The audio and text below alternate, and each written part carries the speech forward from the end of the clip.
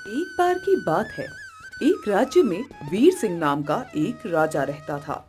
वीर सिंह बहुत घमंडी थे और उन्हें अपनी प्रजा से बिल्कुल भी मोह नहीं था। वो हमेशा बस अपने बारे में सोचता था और प्रजा पर अत्याचार करता था। इस बात से अनजान एक साधु उस राज्य में आते हैं। साधु अपनी बेटी के साथ भ्रमण पर निकले हुए थे, लेकिन राज्य में पहुंचते ही अचानक से उनकी बेटी की तबीयत बिगड़ने लगती है। वो बहुत बीमार हो जाती है। इस वजह से साधु उसे कहते हैं, बेटी, तुम चिंता मत करो। वो देखो, पास में ही राजा का महल है। हम वहां जाते हैं। यहाँ के महाराज हमारी जरूर मदद करेंगे। साधु अपनी बेटी को अपनी गोद में उठाकर महल की तरफ चल देते हैं, मगर महल के द्वारपाल उन्हें बाहर ही रोक देते हैं। अरे ओए, कौन हो तुम और अंदर कहाँ घुसे जा रहे हो? अरे ये राजा का महल है, महल। यहाँ कोई भी ऐरा गैरा ऐसे नहीं जा सकता। जैसे राज्य के महाराज थे वैसे ही उनके सिपाही और द्वारपाल भी। उनका घमंड बहुत विशाल था और इसलिए उन्होंने साधु बाबा का अपमान किया। लेकिन अपनी बेटी के लिए साधु ने फिर से सिपाही से विनती की, मुझे अंदर जाने दीजिए। देखिए, मेरी बेटी की तबीयत बहुत खराब है। मुझे महाराज की मदद चाहिए। महाराज के पास महल में वैद्य भी जरूर होगा। मैं साधु हूँ और मेरे खुद के पास इतनी व्यवस्था नहीं है कि अपनी बेटी का इलाज करा सकूं। तो अगर तुम्हारी बेटी बीमार है तो इसमें महाराज क्या करेंगे? हैं? उनके पास इन सब चीजों के लिए वक्त नहीं है। और जरा अपनी हालत तो देखो। हैं? महल के अंदर तुम जैसे भिखारियों को जाने की अनुमति नहीं है। हाँ हाँ, और तुम्हारी ये बीमार बेटी की बीमारी किसी और को लग गई तो इसे दूर करो हमसे और चलो भागो यहाँ से। दोनों सिपाहियों की बात सुनकर साधु को बड़ा झटका लगता है। साधु बहुत दुखी होकर वहाँ से अलग हट जाते हैं। वो अपनी बेटी को वहीं पास लगे एक पेड़ के नीचे जमीन पर लिटा देते हैं और फिर से जाकर सिपाहियों से अनुरोध करते हैं, मैंने अपनी बच्ची को वहां लेटा दिया है, मगर आप मेरी बात समझिए। उसकी तबीयत बिगड़ती जा रही है। वो बड़ी देर से उल्टी कर रही है और अब तो कुछ बोलती भी नहीं। अगर जल्द से जल्द किसी वैद्य ने उसका इलाज नहीं किया तो कुछ अनहोनी हो जाएगी। गांव भी यहाँ से बहुत दूर है। कृपया करके मुझे अंदर जाने दीजिए। ओफो, ये तो पीछे ही पड़ गया है। बड़ा ढीठ मालूम होता है। अगर आप मुझे राजा से मिलने देंगे तो शायद वो मेरी मदद करें और फिर मैं गांव भर में उनकी प्रशंसा करूंगा। इसके बाद वो आप लोगों से भी खुश होंगे कि आपने मुझे उनके पास जाने दिया। ये बात सिपाहियों को कुछ पसंद आती है, इसलिए वो साधु को अंदर महल में जाने की आज्ञा दे देते हैं। अच्छा ठीक है, जाओ, मगर तुम्हें अकेले ही जाना होगा। तुम अपनी बेटी को लेकर नहीं जा सकते हो। अब साधु की मजबूरी थी कि उन्हें अपनी बेटी को वहीं छोड़कर जाना पड़ा। फिर साधु जल्दी से महल में हो रही सभा में पहुंचते हैं। सभा में महाराज के साथ साथ उनके कई मंत्री और रानी भी बैठी हुई थी। अचानक से वहाँ पर साधु को देखकर सब चौंक जाते हैं। ये इस भिखारी को सभा के अंदर किसने घुसने दिया? सारे सिपाही कहाँ हैं? ये मेरे इस महल के अंदर कैसे आया? अरे जरा इसकी हालत तो देखो। महाराज ने साधु को देखते ही गुस्से भरी बातों की बौछार कर दी, लेकिन साधु ने बहुत निर्मलता से कहा, मैं कोई भिखारी नहीं हूँ महाराज। मैं एक सिद्ध साधु हूँ। मैं अपनी बेटी के साथ इस राज्य से गुजर रहा था, लेकिन अचानक से उसकी तबीयत बिगड़ने लगी, इसलिए मुझे यहाँ आना पड़ा। मेरी मदद करिए महाराज। वो बहुत बीमार है। अगर आपके पास कोई वैद्य हो तो उसे मेरे साथ भेज दीजिए। साधु की बात सुनकर महाराज हंसने लगते हैं। तुमने तो कहा था कि तुम एक भिखारी नहीं, मगर तुम तो भीख मांगने ही आए हो। और तुम्हें क्या लगा, महल का शाही वैद्य जो हमारी देखरेख करता है वो एक भिखारी की बेटी की बीमारी सही करेगा? चलो निकलो यहाँ से जल्दी। महाराज के इतना बोलते ही कुछ सिपाही साधु को पकड़कर बाहर ले जाने लगते हैं। चलो यहाँ से। महाराज बहुत व्यस्त हैं, उनका समय बर्बाद मत करो। चलो। सिपाही साधु को खींच रहे थे और वो बार बार महाराज से मदद की भीख मांग रहा था। सारा दरबार मूक दर्शक बनकर ये तमाशा देख रहा था। ये आप सही नहीं कर रहे हैं महाराज। कृपया कर मेरी मदद करिए। वरना मेरी बेटी मर जाएगी। साधु की आंखों में आंसू थे, मगर सभा में बैठा एक भी व्यक्ति उनकी मदद नहीं करता। लेकिन महाराज की रानी विद्या भी वहीं पर बैठी हुई थी और उन्हें ये सब देखकर अच्छा नहीं लग रहा था। वो राजा से कहती हैं, महाराज, आप ये क्यों कर रहे हैं? इन बाबा की मदद करने से हमें कोई नुकसान नहीं होगा। आप इनकी मदद कर क्यों नहीं देते हैं? महाराज को रानी की ये बात बिल्कुल पसंद नहीं आती और वो कहते हैं, ये आप क्या कह रही हैं रानी विद्या? भला मेरे राजमहल में ये सब होगा? ये राह चलते लोग ऐसे आकर बोलेंगे और मैं अपनी शाही वैद्य को उनकी सेवा में लगा दूंगा। अरे लोग हंसेंगे हम पर। महाराज रानी की बात को अनसुना कर देते हैं और सिपाही साधु को ले जाकर महल के बाहर फेंक देते हैं। ये देखकर द्वार पे खड़े एक दूसरे सिपाही को साधु पर तरस आ जाता है और वो उससे कहता है, अरे मुझे तो पहले से ही पता था कि आपको यहाँ पर कोई मदद नहीं मिलेगी। अरे इससे तो बेहतर ये होता कि आप अपनी बेटी को गांव ले जाते। यहाँ के राजा बहुत घमंडी हैं और उनके लिए उनका घमंड सबसे बड़ा है। विश्वास नहीं होता कि एक इतने बड़े महल में रहने वाले राजा का दिल तो एक भिखारी से भी छोटा है। न जाने इस राज्य का क्या भविष्य है। दोबारा मैं कभी भूल से भी यहाँ नहीं आऊंगा। साधु अपने आंसू पोंछते हैं और जल्दी से अपनी बेटी को गांव ले जाने के लिए उसके पास पहुंचते हैं। लेकिन जैसे ही वो अपनी बेटी के पास पहुंचते हैं, उनके पैरों तले जमीन खिसक जाती है। उनकी बेटी की मृत्यु हो चुकी थी और उसका शरीर नीला पड़ चुका था। ये देखकर साधु फूट फूट कर रोने लगते हैं। उनको ऐसी हालत में देखकर वहां खड़े सिपाही भी आ जाते हैं और देखने लगते हैं।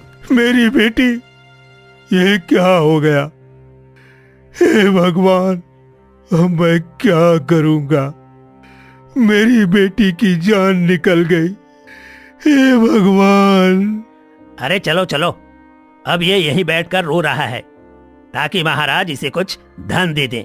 ये आजकल के भिखारी भी ना नए नए तरीके लाते हैं भीख मांगने के। ये कहकर सिपाही वहां से चले जाते हैं। पहले तो साधु अपनी बेटी के मृत शरीर के पास बैठकर बहुत देर तक रोता है, लेकिन फिर उसका दुख गुस्से में बदल जाता है। वो भागते हुए महल के अंदर जाता है और सभा में घुस जाता है। सिपाही उसको रोक नहीं पाते हैं। उसे ऐसी हालत में देखकर महाराज चौंक जाते हैं। अरे तुम्हें फिर से किसने अंदर आने दिया? सारे सिपाही कहाँ हैं? लगता है इन निकम्मे सिपाहियों को काम से निकालना ही पड़ेगा।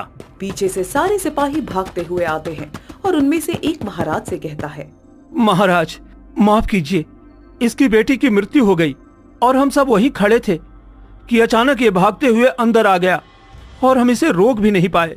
अरे इसकी बेटी की मृत्यु हो गई तो इसमें भला मैं क्या करूं? इसे जल्दी यहाँ से बाहर निकालो, मुझे और भी बहुत काम है। महाराज की ऐसी कठोर बातें सुनकर साधु को बहुत क्रोध आ जाता है। आपके घमंड की तो कोई सीमा ही नहीं है। जाइए महाराज, मैं आपको श्राप देता हूँ। अब आपकी पत्नी भी बीमार हो जाएगी और 1 हफ्ते के पश्चात उनकी मृत्यु हो जाएगी। कोई भी दवा या वैद्य उन्हें ठीक नहीं कर पाएगा सिवाय मेरे, और मैं ये राज्य छोड़कर अभी के अभी चला जाऊंगा। ये कहकर साधु महल से निकल जाते हैं और अपनी बेटी के मृत शरीर को उठाकर कहीं चले जाते हैं। बड़ा आया ढोंगी साधु। ऐसे लगता है कि मैं इसकी झूठी बातों से डर जाऊंगा। मैं जब यहाँ खुद उपस्थित हूँ तो भला मेरी रानी को कुछ कैसे हो सकता है। मैं भी देखता हूँ कि कौन सा श्राप असर करता है। उधर साधु के जाते ही रानी बीमार पड़ जाती है। उनकी दशा बिगड़ने लगती है, लेकिन महाराज का घमंड अभी तक टूटा नहीं था। वो अपने वैद्य को बुलाकर कहते हैं, वैद्य जी, चाहे कितना भी धन लगे या चाहे कितने भी अलग अलग राज्यों से वैद्य को बुलाना पड़े, आपको जो करना है करिए, मगर मेरी रानी को ठीक कर दीजिए। मैं उस साधु की कही बातों को सच नहीं होने दे सकता। ये मेरे अभिमान की बात है। जी महाराज, हम अपनी पूरी कोशिश करेंगे, आप निश्चिंत रहिए। इसी तरह 5 दिन बीत जाते हैं, मगर कोई भी विद्या रानी को ठीक नहीं कर पाता। इस बात से महाराज बहुत निराश हो जाते हैं। वे रानी के पास बैठे हुए थे, तभी रानी उनसे कहती है, महाराज, अब चाहे आप कुछ भी कर लो, मैं ठीक नहीं हो सकूंगी। उस साधु की कही बात जरूर सच होगी और ये आपके बुरे कर्मों का नतीजा है। आपकी वजह से उस साधु की बेटी की जान गई है और ठीक वैसे ही अब मेरी भी मृत्यु हो जाएगी। ये आप क्या कह रही हैं महारानी? ऐसे कैसे आपकी मृत्यु हो जाएगी? अरे मैं हूं ना, मैं आपको कुछ नहीं होने दूंगा। महाराज, आज 5 दिन बीत चुके हैं और अब मेरे पास सिर्फ 2 दिन और बचे हैं। इन 2 दिनों में जो हो सके कर लीजिए, लेकिन हाँ, ध्यान रहे कुछ भी ऐसा मत करिएगा जिससे कि आपका घमंड टूटे, क्योंकि मैं रहूं या ना रहूं, आपका घमंड सदैव अमर रहना चाहिए। रानी की बात सुनकर महाराज को गहरा सदमा लगता है। उन्हें अपनी गलती का अब एहसास हो जाता है और उनकी आंखों से आंसू गिरने लगते हैं। ये आप क्या कह रही हैं? लगता है मुझसे बहुत बड़ी भूल हो गई रानी विद्या। अब मैं क्या करूं? कहां जाऊं? कैसे आपको बचाऊं? मेरे हाथ से समय निकलता जा रहा है। महाराज, ऐसा ही उस साधु को भी महसूस हुआ होगा जब वो अपनी बेटी के लिए आपसे मदद मांगने आया था, लेकिन उसे कोई मदद नहीं मिली। इसलिए अब लगता है यही हमारा भाग्य है और हमें इसे स्वीकारना होगा। नहीं महारानी, आप चिंता मत करिए। चाहे कुछ भी हो जाए, मैं आपको मरने नहीं दूंगा। मैं जा रहा हूं गांव में उस साधु को ढूंढने। मैं उसे खुद ढूंढूंगा और उसके चरणों में गिरकर उससे माफी मांगूंगा। शायद ऐसा करने से वो मुझे माफ कर दे। फिर क्या था, महाराज अकेले ही गांव में साधु को ढूंढने निकल जाते हैं। वो जगह जगह भटकते हैं मगर उन्हें साधु कहीं भी नहीं मिलते। भटकते भटकते शाम हो जाती है और महाराज एक झोपड़ी के बाहर थक कर बैठ जाते हैं। चाहे कुछ भी हो जाए, मैं बिना साधु को ढूंढे वापस नहीं जाऊंगा। महाराज वापस महल में नहीं जाते और अगला दिन आ जाता है। आज 6ठा दिन था और अब तक महाराज को साधु बाबा नहीं मिले थे। इस वजह से उनकी चिंता बढ़ती ही जा रही थी। तभी झोपड़ी में से एक बुढ़िया निकलती है और महाराज को देखकर कहती है, अरे आप तो हमारे राज्य के महाराज हैं ना? आप यहाँ मेरी झोपड़ी के बाहर क्या कर रहे हैं महाराज? माँ जी, मुझसे बहुत बड़ा पाप हो गया और अब मुझे अपने कर्मों की सजा मिल रही है। लेकिन सबसे दुख की बात तो ये है कि ये सजा मुझे नहीं बल्कि मेरी पत्नी को मिल रही है। बूढ़ी माँ को महाराज की बात सुनकर बड़ा अजीब लगता है। वो महाराज से कहती है, बेटा मुझे कुछ समझ नहीं आया, सही सही बताओ क्या हुआ? तुम इतना परेशान किस बात से हो? महाराज साधु की श्राप से जुड़ी हुई सारी बात उस बूढ़ी औरत को बता देते हैं। बुढ़िया समझ जाती है कि महाराज ने जो गलती की उसका उन्हें अब एहसास हो चुका है। इसलिए वो उनसे कहती है, महाराज क्योंकि अब आप आत्मग्लानि से भरे हुए हैं, इसलिए मैं आपको एक उपाय बता सकती हूँ। शायद ऐसा करने से आपकी पत्नी बच जाए। बूढ़ी औरत की बात सुनकर महाराज के मन में उम्मीद की किरण जाग जाती है। क्या उपाय है आपके पास माँ जी? मुझे जल्दी बताइए। मेरे पास बस कल तक का ही वक्त है। इस वक्त तो कोई भी उपाय हो, मैं उसे करने के लिए तैयार हूँ। महाराज, इस गांव के बाहर एक जंगल है और लोगों का कहना है कि वहां जंगल के बीचों बीच एक जादुई झरना है। उस झरने का पानी भी जादुई है और उसे पीने से शरीर की कोई भी बीमारी चुटकियों में सही हो जाती है। शायद वो जादुई पानी तुम्हारी पत्नी को एकदम ठीक कर दे। क्या सच में माँ जी? फिर तो मुझे अभी के अभी वहां जाना चाहिए, उस झरने की तलाश में। आपने मेरी बहुत मदद की है, आपका आभार मैं कभी नहीं भूलूंगा। मैं चलता हूँ। हाँ, मगर महाराज उस झरने को ढूंढना इतना आसान नहीं है। तुम्हें बहुत मेहनत करनी पड़ेगी और कड़ी मुश्किलों का सामना भी करना पड़ेगा। लेकिन याद रखना, अगर तुम साफ दिल के साथ वहां जाओगे तो शायद तुम्हें वो जादुई झरने का पानी मिल जाए। महाराज बूढ़ी औरत की बात अच्छे से समझ जाते हैं और फिर उनसे विदा लेकर जंगल की तरफ चल देते हैं। अब रात होने को आई थी और जंगल में अंधेरा हो चुका था, लेकिन महाराज अब और समय बर्बाद नहीं करना चाहते थे, इसलिए वो रात में ही झरने की तलाश में निकल जाते हैं। अरे कहाँ ढूंढूं, कहाँ ढूंढूं इस झरने को, कहाँ ढूंढूं आखिर। रात के सन्नाटे में ये जंगल किसी भूल भुलैया से कम नहीं लग रहा। अब क्या करूं आखिर। महाराज इधर उधर भटकते रहते हैं, लेकिन तभी अचानक से उन्हें जंगल की एक तरफ से बहते हुए पानी की आवाज सुनाई देती है। अरे वाह, बहते हुए पानी की आवाज। लगता है झरना यहीं कहीं आसपास है। बस अब इस आवाज का पीछा करता हूँ और फिर मुझे झरना जरूर मिल जाएगा। महाराज बहते हुए पानी की आवाज का पीछा करते हैं और उन्हें वो जादुई झरना दिख भी जाता है। लेकिन झरने से थोड़ी दूर पर उन्हें एक लड़की बैठी दिखाई देती है, जिसके पैर में बहुत ज्यादा चोट लगी हुई थी और वो हिल भी नहीं पा रही थी। वो लड़की दर्द की वजह से जोर जोर से रो रही थी। आ, बहुत दर्द हो रहा है, हाय। महाराज उस लड़की के पास जाकर कहते हैं, कौन है आप और इतनी रात गए आप इस जंगल में क्या कर रही हैं और आपको क्या हुआ है। लड़की रोते हुए राजा को जवाब देती है, मेरी माँ बहुत बीमार है। मुझे कहीं से इस जादुई झरने के बारे में पता चला था, इसलिए मैं अपनी माँ के लिए यहाँ से जल लेने आई थी, मगर एक जंगली जानवर की वजह से मेरे पैर में चोट लग गई है। मगर आपके सामने तो ये जादुई झरना मौजूद है, फिर आप इसका पानी पहले खुद के लिए क्यों नहीं इस्तेमाल कर लेती। इसके बाद ये जादुई पानी आप अपनी माँ के लिए ले जाइएगा। नहीं महाराज, हम ऐसा नहीं कर सकते।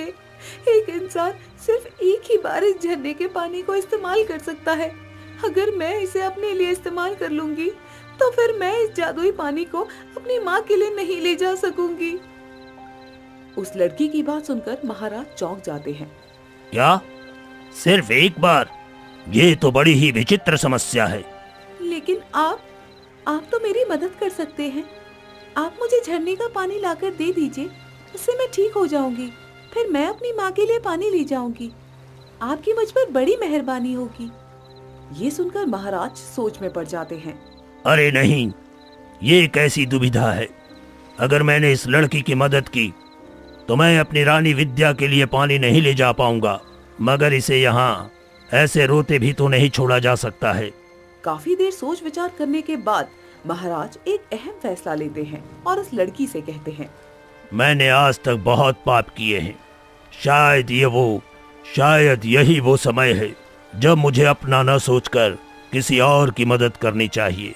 तुम चिंता मत करो, मैं अभी अपने हिस्से का वो जादुई पानी तुम्हें लाकर पिला दूंगा। उससे तुम्हारा पैर ठीक हो जाएगा। उसके बाद तुम अपनी माँ के लिए खुद से जल ले लेना। क्या अपने हिस्से का? क्या इसका मतलब ये है कि आप भी किसी के लिए जल लेने आए थे? अगर ऐसा है तो फिर आपका क्या होगा? हाँ, मैं अपनी पत्नी के लिए जल लेने आया था, मगर तुम इस बात की चिंता मत करो। अभी तुम सिर्फ अपनी माँ के बारे में सोचो। तुम यहीं रुको, मैं अभी वो जल तुम्हारे लिए लेकर आता हूँ। महाराज की बात सुनकर लड़की बहुत खुश हो जाती है। महाराज जल्दी से झरने से थोड़ा पानी हाथ में लेकर आते हैं और इस लड़की को पिला देते हैं। पानी पीते ही लड़की के पैर एकदम ठीक हो जाते हैं। वाह, ये जादुई झरने का पानी तो सचमुच कमाल का है। देखो, तुम्हारे पैर कितने जल्दी ठीक हो गए। अब तुम अपनी माँ के लिए भी जल ले जा सकती हो। लेकिन तभी वो लड़की एक जादुई परी में बदल जाती है। उसका ऐसा रूप देखकर राजा चौंक जाते हैं। ये क्या हुआ? कौन हो तुम? मैं इस जादुई झरने की परी हूँ। जो कोई भी इस झरने के पास इसका पानी लेने आता है, मैं उसकी एक परीक्षा लेती हूँ। इसी तरह से मैं तुम्हारी भी परीक्षा ले रही थी, ये देखने के लिए कि तुम इस जादुई झरने का पानी ले जाने के लायक हो भी या नहीं। और तुमने खुद को साबित किया। तुम एक नेक इंसान हो। ये लो, ये पानी ले जाकर अपनी पत्नी को पिला दो। परी महाराज के हाथ में एक छोटा सा घड़ा थमा देती है, जिसमें जादुई झरने का पानी था। उसे पाकर महाराज बहुत खुश होते हैं। वो परी का धन्यवाद करते हैं। आज जब महाराज ने पहली बार अपने से पहले किसी और के बारे में सोचा तो उन्हें उसका फल मिला। तुम्हारा बहुत बहुत शुक्रिया। मैं तुम्हारा ये एहसान कभी नहीं भूलूंगा और ये परीक्षा मेरे लिए जीवन की एक बड़ी सबक थी। तुम्हारा फिर से शुक्रिया। अब मैं चलता हूँ। महाराज खुशी खुशी जल लेकर जाने लगते हैं। तभी परी उन्हें याद दिलाते हुए कहती है, तुम जा तो रहे हो, मगर जरा जल्दी करो। याद है ना, तुम्हारे पास ज्यादा समय नहीं बचा है, इसलिए तुम्हें जल्दी से अपने महल पहुंचना होगा। महाराज को परी की ये बात सुनकर एहसास होता है कि सुबह होने को आई थी और अब वाकई में उनके पास बहुत कम समय बचा था। ठीक है, मुझे अब चलना चाहिए। महाराज उस घड़े को लेकर वापस महल की तरफ चलने लगते हैं। काफी देर तक चलने के बाद आखिरकार वो महल में पहुंच ही जाते हैं। वो जल्दी से अपनी पत्नी के कक्ष में उनके पास पहुंच जाते हैं। रानी, रानी देखिए मैं आ गया। देखिए मैं आपके लिए एक जादुई झरने का पानी लेकर आया हूँ। इसे पीकर आप एकदम ठीक हो जाएंगी। लेकिन जैसे ही महाराज रानी के पास पहुंचते हैं, उनके शरीर से मानो जान ही निकल जाती है, क्योंकि अब उनके सामने रानी का मृत शरीर पड़ा हुआ था। उन्हें लौटने में देर हो चुकी थी और अब तक साधु के दिए श्राप की वजह से रानी की मौत हो गई थी। ये भगवान, ये क्या हो गया? मैं तो जादुई झरने का जल भी ले आया था। ये सब कैसे हो गया? मैंने लौटने में देर क्यों की? ये सब मेरी गलती है। मेरे बुरे कर्मों का फल मेरी रानी को मिला।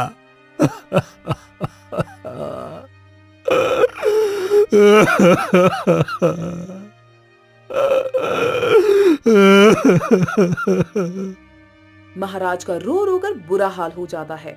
वो अपनी रानी को उठाने की कोशिश करते हैं, मगर वो उठने का नाम ही नहीं ले रही थी। लेकिन तभी महाराज के सामने वही बूढ़ी औरत आ जाती है जो उन्हें गांव में मिली थी और जिसने उन्हें जादुई झरने का रास्ता दिखाया था। क्या हुआ बेटा? लगता है तुम्हें लौटने में देर हो गई। माँ जी, मैंने पूरी कोशिश की, फिर भी मैं अपनी रानी को न बचा सका। अब मैं क्या करूं? ये सब मेरी गलती है, लेकिन सजा भी तो मुझे मिलनी चाहिए थी, न कि मेरी पत्नी को। बेटा, तुम्हारी वजह से जो दुख उस साधु को सहना पड़ा था, वही दुख अब तुम्हें भी सहना पड़ रहा है। किसी अपने को खोने का दुख। लेकिन लगता है कि अब तुम्हें अपनी गलती का एहसास हो गया है। इतना कहते ही बूढ़ी औरत उसी साधु में बदल जाती है। ये देखकर महाराज चौंक जाते हैं। बाबा, आप ही थे न वो बूढ़ी औरत? यानी कि आपने ही मुझे श्राप दिया और फिर आप ही ने मुझे जादुई झरने का रास्ता दिखाया। हाँ, वो मैं ही था। और ये जो जल तुम जादुई झरने से लेकर आए हो, इसे तुम अपनी पत्नी को पिला दो। उसमें जान आ जाएगी और वो फिर ठीक हो जाएगी। महाराज जी सुनकर घड़े में लाया हुआ पानी अपनी पत्नी के मुंह में डाल देते हैं। पानी पीते ही रानी की आंख खुल जाती है। महाराज, आप आ गए। मैंने आपका बहुत इंतजार किया, फिर मुझे नींद आ गई थी।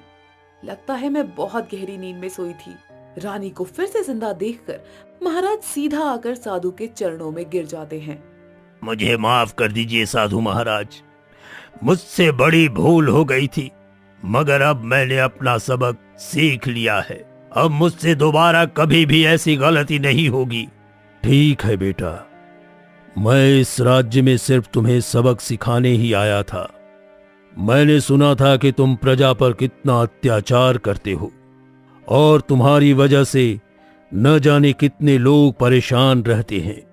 उम्मीद है अब तुम अपने स्वार्थ के बारे में न सोचकर सबका सोचोगे। जी बाबा, बिल्कुल। मैं अब कभी भी स्वार्थी नहीं बनूंगा और मैं आपका दिया हुआ ये सबक मरते दम तक याद रखूंगा। साधु बाबा दोनों राजा रानी को आशीर्वाद देते हैं और फिर वो राज्य छोड़कर चले जाते हैं।